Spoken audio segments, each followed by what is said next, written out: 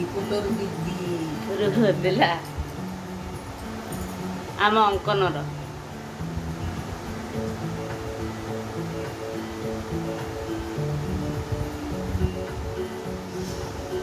नमस्कार मु विदुस्मिता लेंका घर गौरी गोपीनाथपुर ग्राम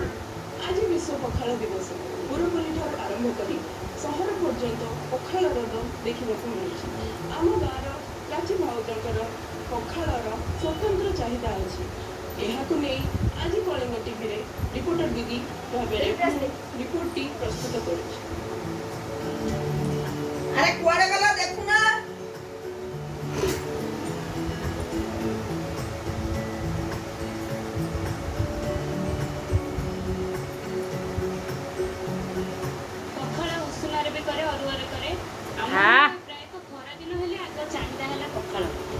ମୋ ହାତ କାଟିଲାଣି ମା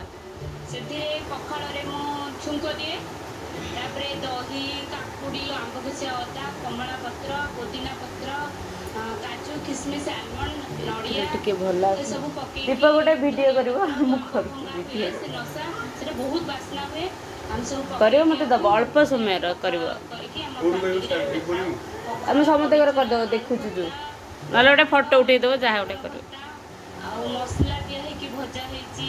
माछ सुखुआ भजा चिंगड़ी चटनी सजना छुई भजा सब एमती घर में जहाँ खाइबा सब कर शाग शाग भजा घर को आम घरे बसिके रोसे भाउजी को देखो हाँ पखाल शाग भजा है बड़ीचुरा है माई पुटुलटा धरिकी जीव ना कौन चटनी आंब चटनी चिंगुड़ी चटनी है बाइगण भजा है एमती सब मसला दिया माछ भजा है बहुत टेस्ट बहुत भल भी रोसे करते से आज पखाल दिवस रे आम प्राची भाज घर को आसी पखाल खाइबा विभिन्न प्रकार पखाल बनाती बहुत भल बनाती विभिन्न प्रकार छुंक पखाल दही पखाल धरी सब विभिन्न प्रकार करते सहित माछ मसला दिया माछ भजा धरी शाग भजा धरी विभिन्न प्रकार भजा भजी चिंगुड़ी चटनी ठू धरी भर्ता ठू धरी सब विभिन्न प्रकार बहुत भल करती आते जाणी घरे आसिकी आम पखाल बदी खाऊ आम आज पखाल दिवस आज घरे मनईचु नानी के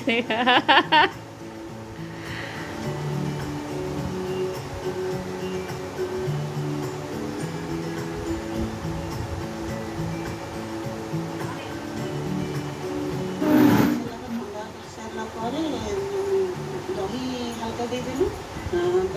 आंब कषिया अदा ये किए पोड़ा सरला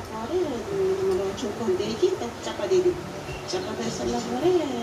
भजा चिंगुड़ी छेचा करथिलु बैगन पोड़ा एमती सब होता खरा दिन है बेस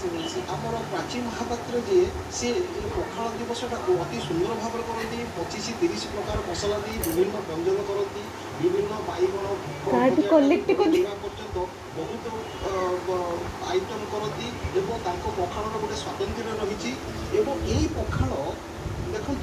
खरा दिन अत्यधिक गरम समय ये पखाल जो दही एवं पखाल पानी विज्ञान कहूँ यह शरीर में बहुत माने उपकार पखाल को जगन्नाथ पाखे भोग रूपे प्रस्तुत करा जाए आगु कही से तो माई मान को देखे आउ थरे दब भाई बो मु केमती खाउची मां को देख ए बो तोरण पी गला मैंने देखिले आम प्राची भावजर पखाल सांग को विभिन्न प्रकार भजा भजी खाइलु जदि आपण केबे खाइबा को इच्छा करती तेबे प्राची भावजर घर को निश्चित आसन ए बो डाकी साइले समझ गाँव दिवाकर सरंगी सह मु विदुस्मिता लेंका रिपोर्टर दीदी कलिंग टीवी ले ले ये बंद हो गला मु देखुछी